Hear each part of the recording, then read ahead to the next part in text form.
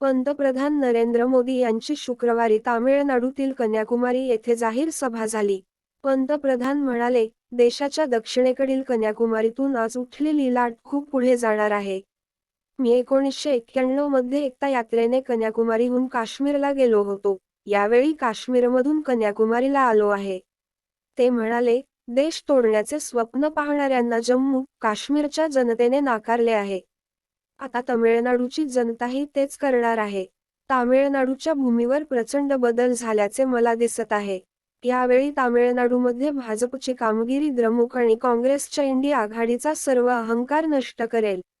17 दिवसांत पंतप्रधानांचा हा दुसरा तामिळनाडू दौरा आहे. यापूर्वी फेब्रुवारी 28 रोजी त्यांनी थुथुकुडी येथे 17,300 कोटी रुपयांच्या प्रकल्पांची पायाभरणी केली होती.